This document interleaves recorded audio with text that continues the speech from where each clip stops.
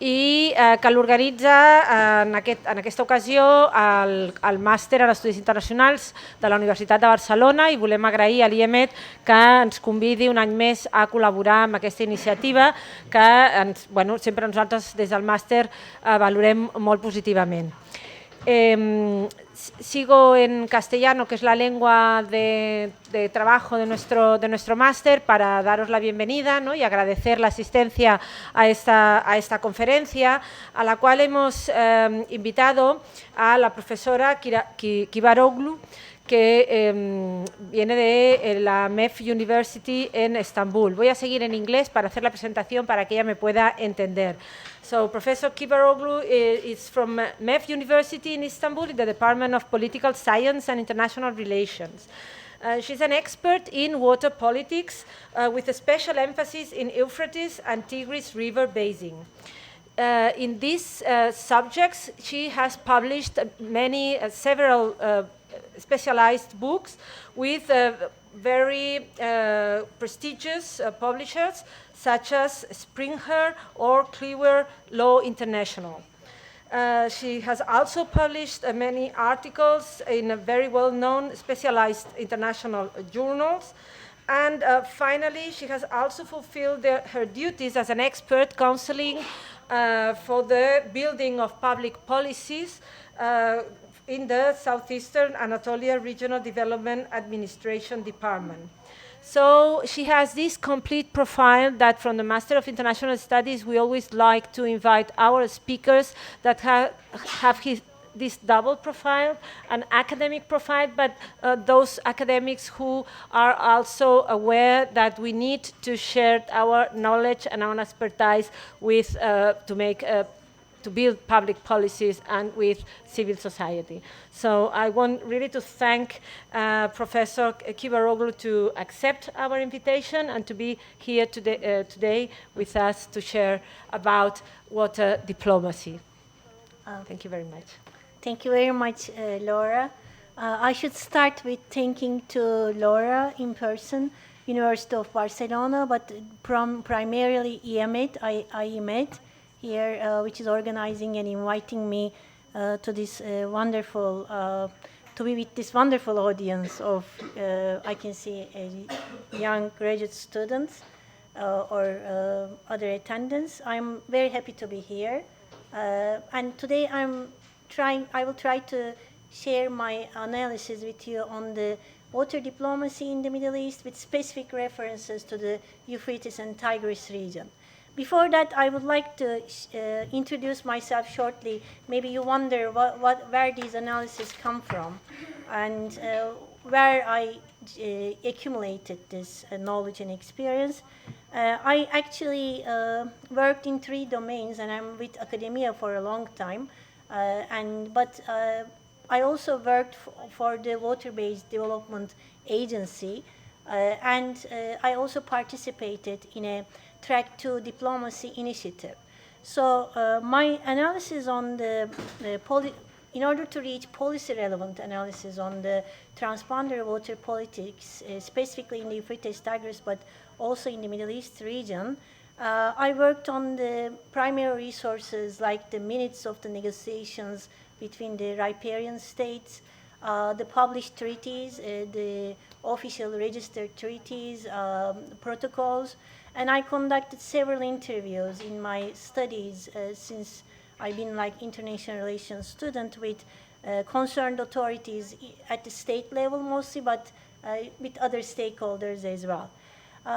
This was my academic background, but I also tried to enrich this background, and I was lucky to be part of this government administration for some time. It was a limited time. I always wanted to come back to academia again, but this government agency was working specifically working on the water-based development project, which is still called Southeastern Anatolia Project, which covers the Turkish portion of the Euphrates and Tigris region. And in this government agency, I was acting as an international advisor, international relations advisor. I had a chance to interact with water technocrats, both at national level and international level. And when I was working there, there was a period of rapprochement, a good relations between Turkey and Syria on the one hand, and improving relations between Turkey, Iraq, and also between Syria and Iraq. So it was the early 2000s, and I had a chance to take part in the diplomatic negotiations or technical negotiations on water-based development. There I learned some about concerns and perceptions of other side, the Syrian experts, Syrian professionals, and Syrian technocrats on the Turkish projects. And then, again, in this period of rapprochement, we call it from 2000 until the eruption of Syrian civil war, we managed to establish, together with my Syrian and Iraqi colleagues, and Track 2 Diplomacy Initiative in 2005. We wanted to approach to the governments with our projects and training ideas. We wanted to use this opportunity of getting together with the political atmosphere was okay for us to conduct such research studies and establish such an initiative.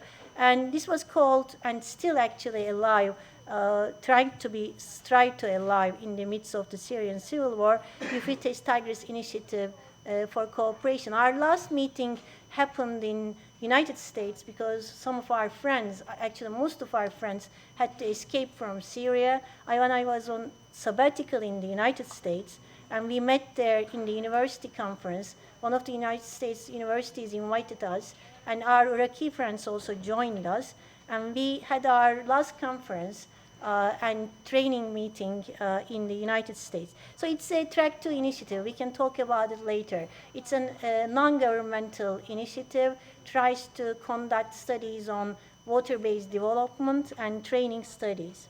So my experience and knowledge actually developed working in these three domains. And our subject today is water diplomacy, which I was trained in the bachelor years in the Faculty of Political Sciences, and specific references to the Middle East. I think I can, yeah. So we will start a bit slowly from the basics, like sometimes it helps to remember the basic features of water resources, why we are concerned as political science or international relations students with water resources, why I was interested, or why other researchers from this discipline is interested in water resources. One major characteristic of water resources is why maybe our discipline is interested is it crosses national boundaries. It's a flowing resource, it ignores boundaries, and it actually makes maybe more complicated the situation, but also it makes our life quite exciting because we have, as a political science students, we have to find ways and means to deal with these complexities. But other characteristics that we should recognize, that water is an essential part of life. So each and every citizen of the world knows that it's essential to human survival for drinking purposes, for hygiene, for food production, for industrial activities, plus religion and culture. And water is a very valuable and scarce resource. This is another basic feature, and it is not distributed regularly all over the world. Some parts of the world are, maybe you heard about it, arid and semi-arid, some is more humid. So there's because of natural stance, there are differences of distribution of water supply. And what is more complicating is that water is not at the right time, at the right place, when the farmers need it in summer in such arid and semi-arid regions like the Middle East. So farmers need water in harvest season in summer, but it's not there due to these geographical circumstances. And plus, the domestic users also always need water in their tap. So what I'm trying to say is engineering interventions were necessary to bring water from where it is found to the needs of the people, whether in the agricultural sector or domestic sector or industrial sector, because it was variable, not at the right time, at the right place, with right amount and right quality. And these engineering interventions, namely the dams and irrigation systems, while produce benefits, providing water maybe right quantity and quality, but also had social and environmental impacts. So yeah, this is the basic features. And when I got interested with this subject, I tried to attract the attention of my students to the subject as well. I tried to explain the 3 dimensions of water scarcity, and the one dimension which we are more concerned about. I say 3 dimensions because water is scarce. In the world, water is fresh water, water in the rivers, groundwater, and lakes, fresh lakes, is naturally scarce. We can see that the world is a blue planet, but more than 97% of the water is contained in saline oceans. And the rest is at most 3%, and most of this 3% is locked in the Antarctica and Greenland and the underground aquifers, which is still economically and technologically are out of reach. So fresh water is indeed scarce in the world, and there are good scientific studies showing that this hydrological cycle, although it is renewable, it is limited. And this is one side of the scarcity, so we call it supply-induced. Water is scarce, and in some parts, and probably many parts of the world, it is more scarce due to arid and semi-arid climate.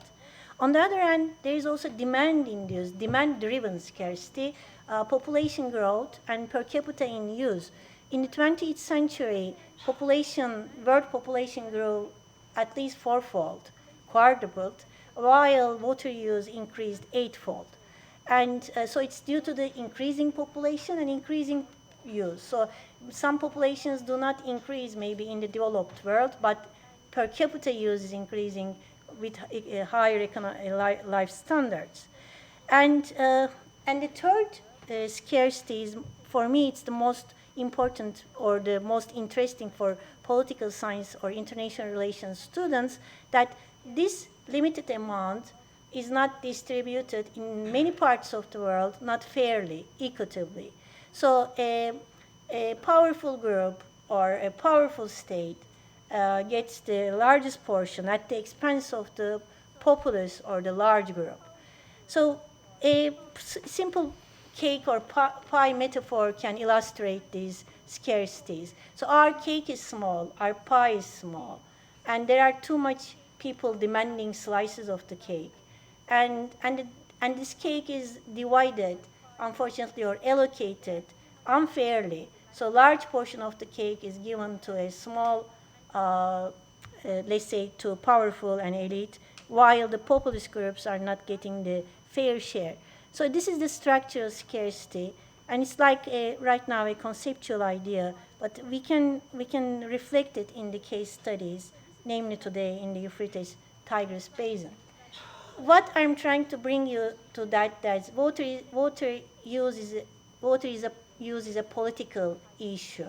So it's not a technical issue of providing the demand only, or making more supply by building the dams and irrigation systems. You augment more water or extracting water from groundwater. But we cannot work with only dealing with supply and demand, but we have to work with the political aspect of water, and we have to focus on water allocation and management as a political processes actually, which the water suppliers, users, namely government, private sector, and civil society, namely the users, not only the groups, but the entire civil society as the farmers, industrialists, and domestic users, should be around the table to discuss about water allocation and management. So it's like techniques are needed, information about what is going on in water supply globally or regionally or locally is needed, but when it comes to the decision making about what we will do with our cake, we have to decide together in order to reach fair outcomes, if possible. Transboundary water basins is another aspect. Yeah, we said that one major characteristic that water crosses international boundaries. It crosses actually local boundaries as well, from village to village, from city to city. It also causes competition between the village people or between cities and village. So it's not only international competition. We know from our daily lives, if we come from rural areas, or if we are interested to know about what's going on. We know that how farmers compete water over the irrigation canals, how farmers compete with cities for water. But for the sake of today's discussion, I focus more on the international borders. And yeah, this also gives us, as international relations students, that we should be concerned about water, because there are really a considerable number of rivers are transboundary, and this happened mostly after the end of Cold War because of the demise of Soviet Union and Yugoslavia. The number of the countries sharing the rivers really drastically changed, increased in Europe, in Africa, back in the 60s, and in Asia as well. And also there is this fact that more than 50% of world population live in transboundary basins. So that shows that the international relations students have an interest or focus on this issue. And among these regions which the water scarcity is a problem, surface and groundwater, Middle East and North Africa is one of the most disadvantaged regions in terms of the irregular distribution, limited water supply, which is also made more complex with the other structural problems in the Middle East, like uneven economic development, population growth, still an issue in the Middle East. In some parts of the Middle East, population still grows more than 3 or 2.5%. And so it is compounded by other existing structural problems of mismanagement of existing resources, and plus the negative impacts of climate change in the Middle East, North Africa, or whole Mediterranean actually. So Middle East is our focus, and then we will move to Euphrates and Tigris, and it hosts like probably more than 5% of world population, and it is expected to double in 2050, while the water resources is only world's 1% of the world's water supply. So it is naturally scarce. And another complex factor is that 60% of the water resources in the Middle East cross international borders. 50% of the world population in the Middle East relies on water coming from another sovereign state. This is not unique to the Middle East. In Europe also, probably more than 60% of water resources are transboundary. In Africa as well. Asia's figures are a bit more less than these figures, but we are trying to characterize the water in the Middle East. So I shouldn't exaggerate the conditions in the Middle East, actually. Yeah, this is a map to show you in general what kind of, or which major transboundary water resources exist in Middle East and North Africa. You already know the Jordan River Basin, and today I'm focusing on Euphrates and Tigris, but there is also the Nile Basin. So they are not connected geographically, but politically definitely connected. And there could be references in our questions or discussions as well to other basins, because I found myself work on these other basins as well. You know the advantage of comparative studies. You shouldn't be focusing only on your case study. You have to be more broad-minded. So this is the Middle East and North Africa's major water resources. We can add more, like the Orontes Basin, which is crossing the from Lebanon, Syria, and Turkey. But three major coming to our mind is Euphrates, Tigris, Jordan, and the Nile Basin. And this is the map of the simple map of the Euphrates-Tigris Basin, showing that where the rivers originate. There are two main rivers here that we pronounce all the time: Euphrates, Tigris. We call it Fırat, Dicle, or El Fırat and Dicle in Arabic and Turkish. Those antique and historical rivers, and which hosted one of the most advanced antique civilizations in the world. And they originate in the highlands of Turkey, Iraq, and Iran, in the mountains of Turkey, Iraq, and Iran. Not only in Turkey, it is well known, or it is mostly known, that the rivers come from Turkey. But there is one significant fact that the 90% of Euphrates comes from Turkey. but half of the Tigris comes from Iran and Iraq, and about 40% or another half comes from Turkey. And Syria contributes by major tributaries to Euphrates by 10%. There is no contribution from Iraq to Euphrates. But Euphrates flows through Iraq, and Tigris flows through also Iraq. So it's, in terms of river basin, Iraq is definitely a riparian country. And there are major tributaries, but we don't need to get into these, and they are not indicated in this simple map. And it's quite a large basin, hosting probably, the population sizes are really under the impacts of Syrian civil war. It's hard to decide how many people live there, but lately it was found that 54 million lives in this basin in Turkey, Syria, and Iraq. And basin water resources in normal years is considered to be 80 billion cubic meters. I don't know which this figure means to you, but if you compare to Jordan Basin, to Jordan River, 80 billion cubic meters compares to 1.5 billion cubic meters. So Jordan is one of the scarce in terms of water supply. And Nile is like that, about 80 billion. But this is for normal years. And in these basins, normal years, wet seasons, when snows are normal and the rivers are flowing normally, is very rare compared to the droughts and the dry periods.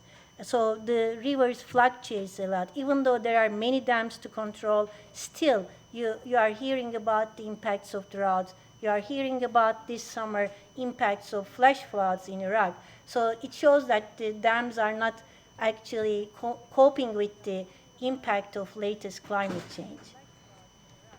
How did the water competition here in this basin started? It started with the modern times.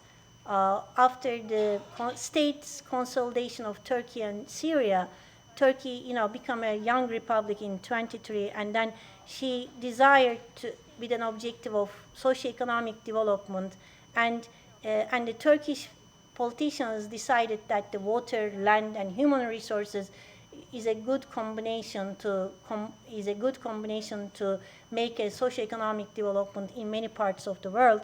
And they built the bureaucracy to develop the resources as well. So by the time of late 1950s, Turkey was ready to build dams on the Euphrates and Tigris. Before that, Euphrates was flowing with its natural flow to Iraq and Syria. And at the same time, there was a regime change in Syria as well through the end of the 1960s. And the Ba'athist regime also had a very significant rural base. They came to power with promises to the rural people that they are going to build large-scale irrigation projects. They are going to build agriculture. They did land reform. The rivers will change. And Turkey and Syria are eager to build large-scale dams and irrigation systems. So this initiation of this ambitious project started the water dispute, transboundary water dispute, among these three major riparians. With the start of the dispute, actually the start of the negotiations also can be observed. So this is good news that states preferred, or especially technocrats, preferred negotiations rather than continuation of political confrontation and hot conflict. But those negotiations, early negotiations, were actually, those are the three first dams built in the 1970s in Syria and Turkey, and the third one is in Iraq. Iraq also decided to build more dams, but the major change was occurring in Turkey and Syria. So I put these pictures. These are the first major dams. The famous Tapka Dam. Everybody now hears about Tapka because of the crisis in Syria. And Turkey is one of the largest dams of GAP project. And as they continued the projects in the 1980s, the competition and confrontation actually increased. And because the projects were unilateral, uncoordinated, and they were not actually done in a river basin scale, so they were mostly done at the national scale. and they started to cause problems in Iraq mostly, but also in Syria, in terms of their perceptions and concerns. So while Turkey was finished the first large dam and started to fill the dam, filling dam is another technical activity which should be done very carefully, because these are large-scale dams. When you are filling it, it may change the flow downstream. And when Turkey started to fill the dam, Syria also completed its first large dam, Topka Dam, and they started to fill both dams in the same season, 1975, in spring. This is quite logical to fill the dams in after the snow melt, but this was a quite dry spring. And it really caused flow reduction in Iraq. At least Iraqi authorities complained a lot, and they complained to Syria directly, saying that the water flow to Iraq from Syria after the filling of the Topka Dam reached to intolerable levels. And not only they complained, actually, they also threatened Syria by sending its troops. Saddam was the ruler then, the two Ba'athist regimes, as you remember, and sending its troops to the Syrian border. So on the international news, in 1975, the crisis escalating between Syria and Iraq concerning the reduction of the flow in Euphrates due to the impounding of Topka Dam and in parallel in Keban Dam was shown as a coming water wars. And luckily, the hot conflict was prevented by Saudi Arabia's mediation. Actually, our analysis shows that it wasn't a water sharing crisis per se. It was actually using the water as a pretext for between the two Ba'athist regimes, which were in rivalry from the beginning. They were in similar ideology. They were both called Ba'athist regimes, but from the start, Saddam and Assad was in political rivalry in the region. So water was used as a pretext, as a lever for, adjusting or changing the non-riparian security issues. And a hot conflict did not happen. It only escalated in the rhetoric. And Syria really provided some more water, reduced the filling period, and Iraq was satisfied. But this was just for that dam. It continued with other dams as well. As Turkey built more dams, the diplomatic crisis occurred. So what was the end of these diplomatic crises? They were exchanging notes, diplomatic notes, or sometimes Arab League was sending notes to Turkey about its project, especially the largest one, Atatürk Dam. They were sending notes to Turkey stating that Turkey should give up the dam, not fill the dam. But on the other hand, Turkey was trying to explain that Turkey already informed her neighbors about the filling period and provided water and chosen the winter period to have less effect. So, but they were in disagreement anyway. So if we look at the relations in the 1970s, 60s, 70s, and 80s, how come they managed the transponder relations? We can see actors. So if we analyze the actors in order to understand maybe more clearly, we can say that the riparian states are the main actors which decided about what to do about transboundary water resources. And so state has been the major decision maker. But we should also recognize the impact of the third parties, like the funding agencies, international agencies, like World Bank, USAID, or Soviet Union in case of Syria and Iraq. So please imagine that this was during the Cold War, what the transponder relations were competitive and confrontational. So when it comes to Syria and Iraq, Soviet Union was an important party to provide technological and financial support to build the dams, while on the Turkish side, as a NATO member, American institutions like USAID or the World Bank as an international actor, but mostly American led, were providing credits.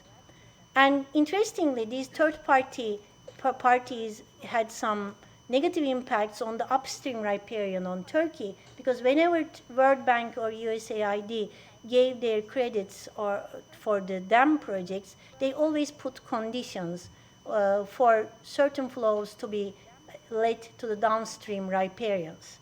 And Turkey found it quite unfair to have only pressure on itself as an upstream riparian, while downstream riparian didn't have this influence. So in the later stages of the water-based development, Turkey wanted to build dams on its own natural, depending on its national income. Because the third parties like World Bank and USAID was putting some conditions to give the credits, and these conditions were quite difficult to sustain while developing the rivers and the irrigation systems. And yeah, private companies also act in especially in Turkey, because it's a capitalist economy from the beginning. In Syria and Iraq, they become active later on after the regime change, but some of the dams, that large-scale dams, were built by private companies. And water users, they are last in the list. It doesn't show that they are least important, probably the most important, but they were the very less represented in the water decision making at the transboundary level. So it's majorly the suppliers who decided about what to do with the rivers. The crisis we talked about, but we also talked about ad hoc negotiations on and off. At some point in the transboundary relations, Iraq especially demanded a permanent institution. Iraq was the most anxious party because it's the most downstream, most dependent on these resources. We always remind ourselves that Euphrates in Iraq geographically is the only two freshwater resources, surface water resources for Iraq, while for Syria it's one of the seven or two of the 7 river basins, while for Turkey it is one of the 25 river basins. But on the other side, Turkey had 25 river basins, but Euphrates and Tigris constitute 30% of fresh water supply. So it's a large portion of water supply comes from this river basin, and almost 20% of population, 10% of population lives there.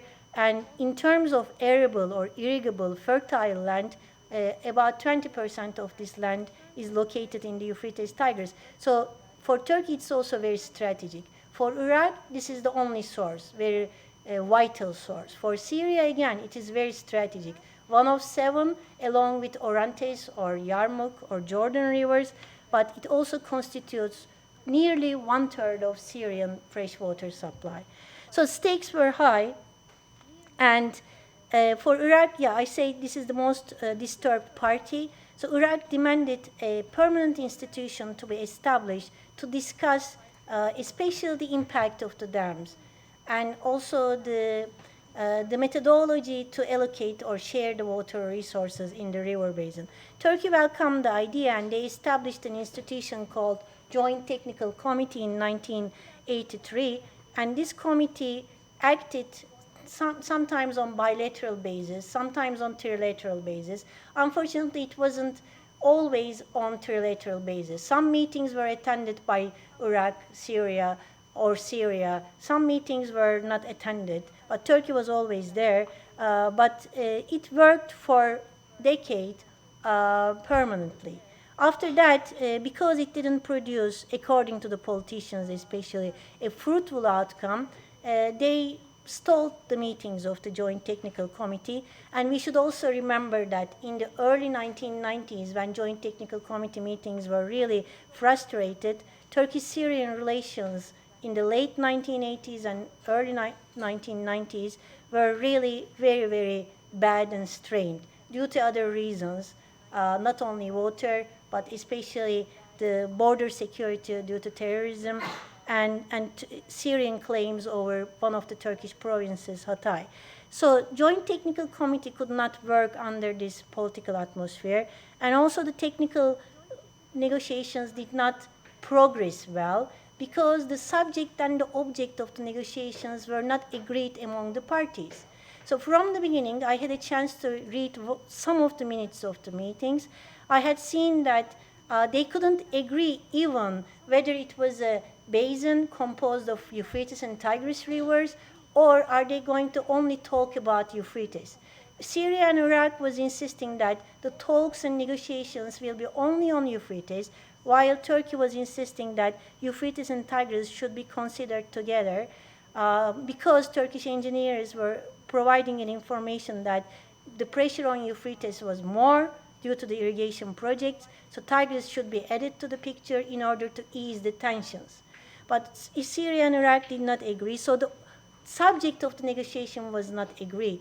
And the objective of the negotiation was not agreed as well. Turkey was talking about in negotiations to conduct studies on the land and water resources in order to figure out how much each country needs from the water according to its irrigation needs, especially because irrigation consumes the lion's share, about 80%, and then reaching an allocation formula. So Turkey wanted first studies, then allocation formula, while Iraq especially was very insisted on immediate sharing agreement on bases like 70% should go to Iraq and Syria, or 65%, because it was in cubic meters actually. Iraq wanted 700 cubic meters, and the rest should stay with Turkey.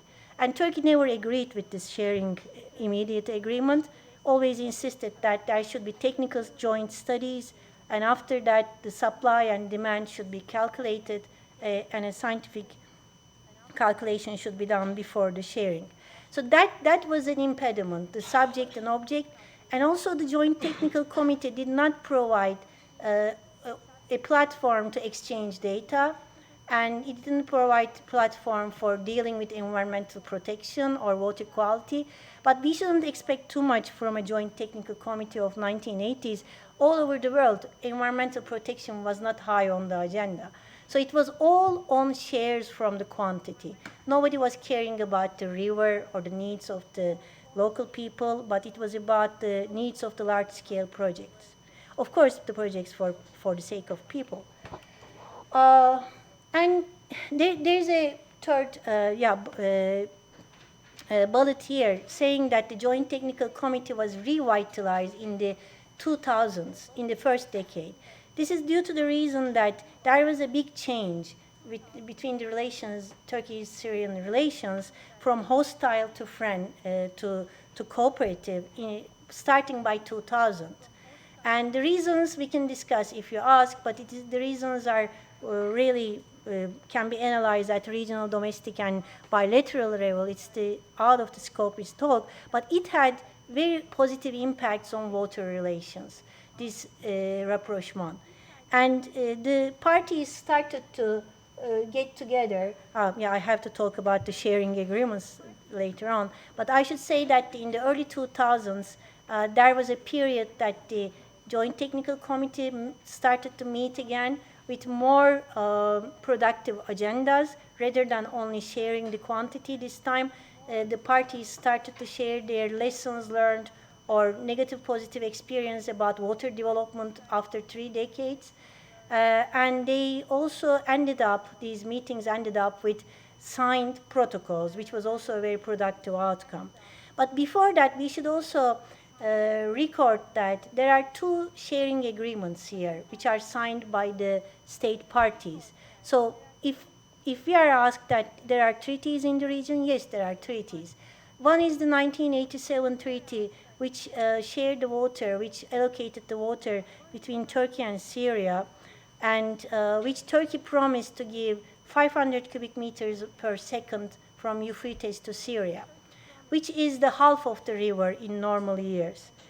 While also nearly the same year, 3 years later, Syria and Iraq also agreed to share the Euphrates on percentage basis. So the 1990 protocol shared the allocated river, 58% went to Iraq and 42% stayed with Syria.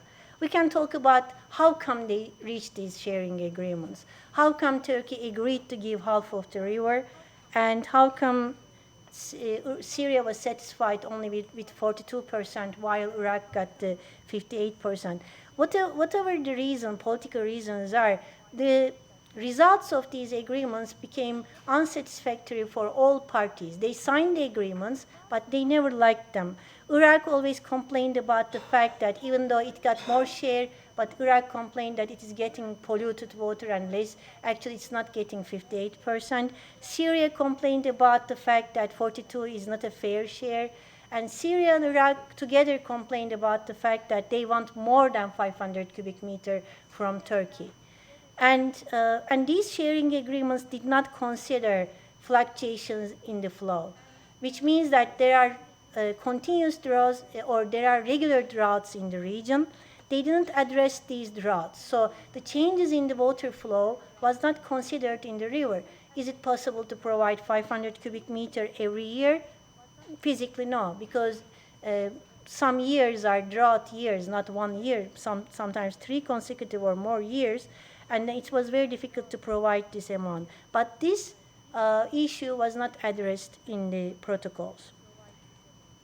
Yeah, I talked about briefly about the water cooperation. It lasted for 10 years or more than 10 years until the eruption of the Syrian civil war, because it rested very much on Turkish-Syrian rapprochement. As the Turkish-Syrian relations deteriorated with the start of unrest, at the beginning of the unrest or the protests in Syria, Turkey tried to approach to regime and tried to keep the diplomatic relations, but then also diplomatic relations cut off as the unrest turned into civil war, and so the political atmosphere became very, very difficult to continue any dialogue, including the water dialogue. But I should also add the fact that Turkey-Iraq track still goes on, even under the uncertainties imposed by the civil war.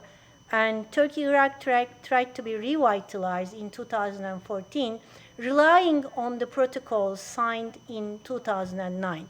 So if we go back to the decade of hope, let's say, like the decade of hope in Europe in 1920s, there were a series of protocols signed between Turkey, Syria, and Turkey-Iraq, not a joint one, unfortunately, about water quality protection or water quality remediation because the quality was deteriorating, about drought management, about joint dam building. So Turkey, Syria agreed to build a dam on the river, not on the Euphrates or Tigris, but on the Orontes, which was a breakthrough because for many years Syria did not recognize this border. And they also signed protocols on irrigation management. So it was about how to manage the existing limited and contaminated resources, how to make it better. So it was very promising in 2009 that we had these protocols in hand with the intervention of the water bureaucrats from Turkey, Syria, and Iraq. But of course, at the highest level, political will was the most decisive factor to make these protocols made. But it was unfortunately not possible to implement them, especially between Turkey and Syria. That dam construction, for instance, the foundation stones were laid in 2011 February between Turkey and Syrian prime ministers in the ceremony. In March 2011, the unrest in Syria started, and today there is no dam construction there after so many years of civil war. So this period is definitely over, but we stay with the protocols. You know, it's the state practice. So it is signed. It is not ratified in Iraqi parliament, unfortunately. Turkish parliament immediately ratified the protocols. But the signed state, when states say and do something, it's definitely a very important part of international legal obligation. So they are still there, they are still valid, and they can be revitalized if the conditions become really okay, especially in the Syrian part. Yeah, we have this, unfortunately not emerging, but still continuation of the crisis in the region due to the continuation of the Syrian war. So the relations are bad in any pair of the riparians. Okay, Turkey-Iraq relations are more manageable. There is dialogue between the two countries, on and off. Sometimes you can see strained relations, but we should always remind ourselves that Turkey and Iraq are very good trade partners. And we had billions of trade in the 1980s, even during the Saddam regime, which is the food for petroleum before the first Gulf War. And so Turkey, Iraq has complementary economies. And even the northern part of Iraq has a very close relations in terms of economy and investment. So it's always easier to mend and repair the Turkish-Iraqi relations due to their dependence on economic relations. And it's more manageable in these days because they have good relations at the highest level. So they try to actually make them really implementable. And they are discussing nowadays between Turkey and Iraq building joint dams on the Tigris in order to produce energy, irrigation, control floods and droughts. But this is just a working group discussions, but it's a good sign that they try to keep the dialogue, which is the mechanism of water diplomacy, as you know, the main and the essential basic mechanism, dialogue, negotiation. And we are hopeful about that. But we have to recognize another dreadful phenomenon in this region. After this Iraqi invasion, we know that the emergence of this horrible, violent, non-state actor, first in Iraq, then in Syria, called like Islamic State or Daesh. And we are informed about this development, and we are also informed that it lost its influence now, after 4 years of really damaging the region. But what I am more interested as a water, let's say, interested academic is that it's that non-violent, non-state actor, violent non-state actor terrorist group actually used water supply and water infrastructure and controlled water infrastructure in order to reach its ambitions. And it lasted for 4 years. It started in Iraq, controlling the dams, sometimes starving the downstream populations, sometimes flooding the downstream populations.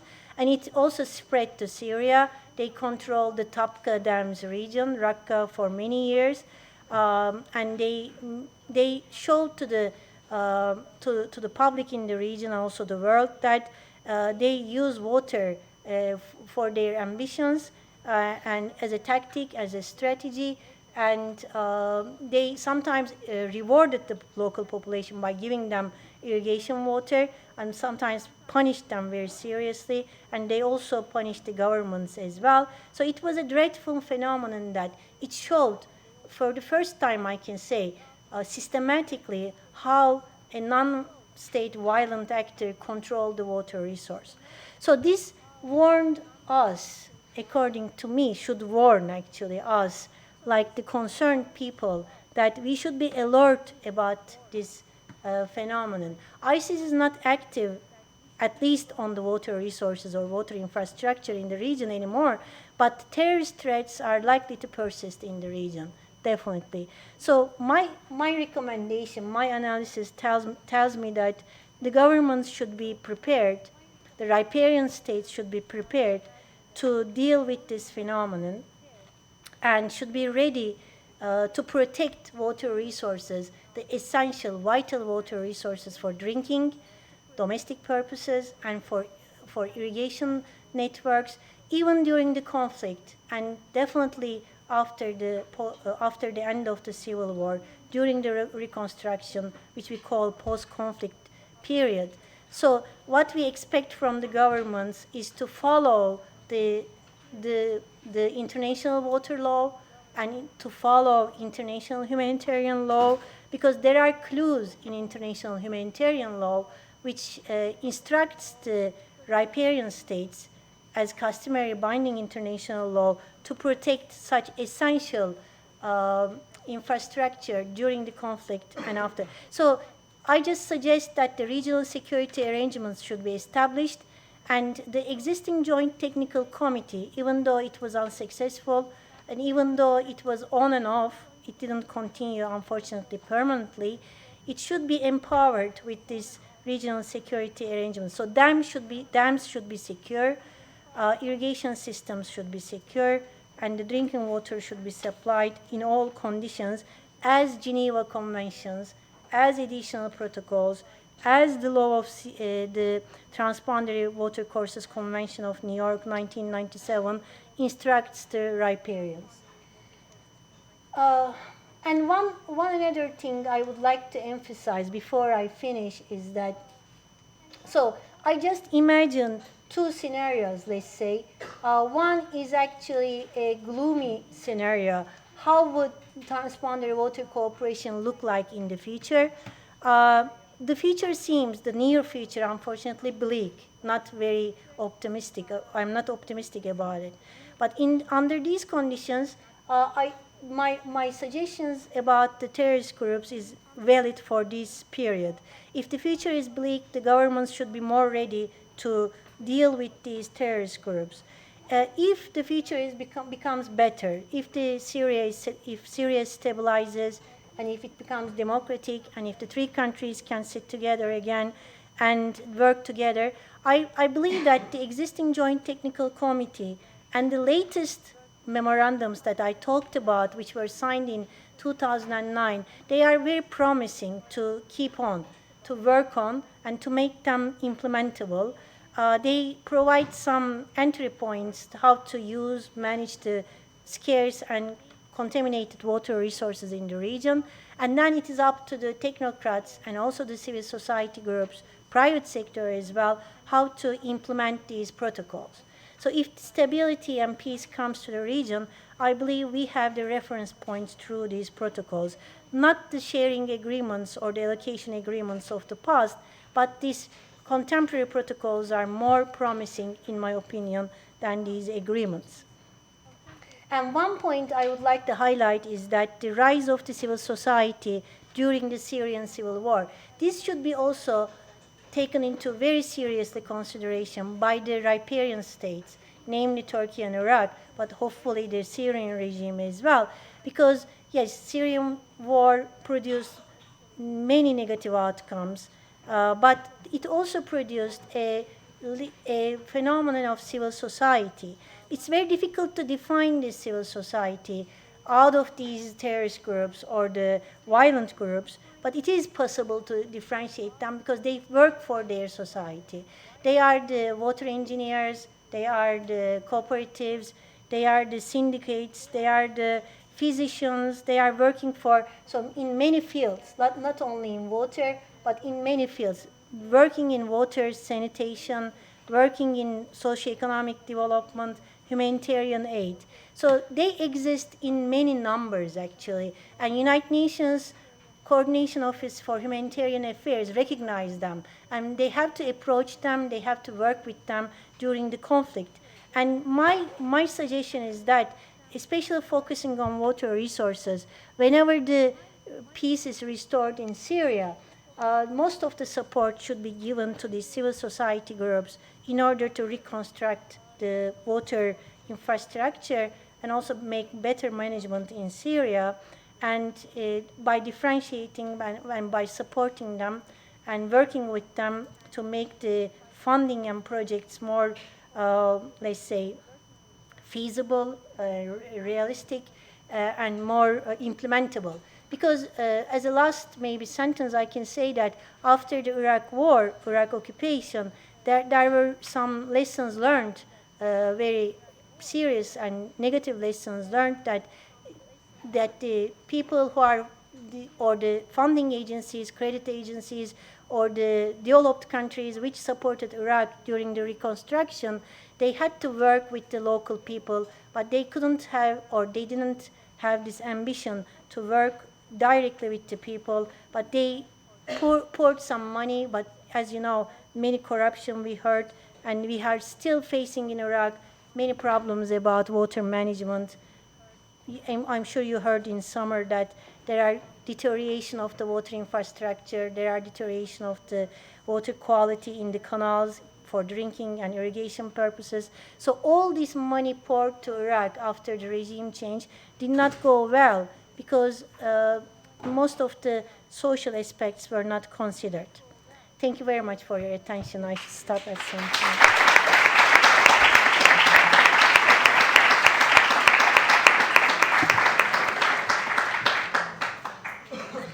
Thank you very much for this wide presentation. And then now dejamos un turno abierto a las preguntas.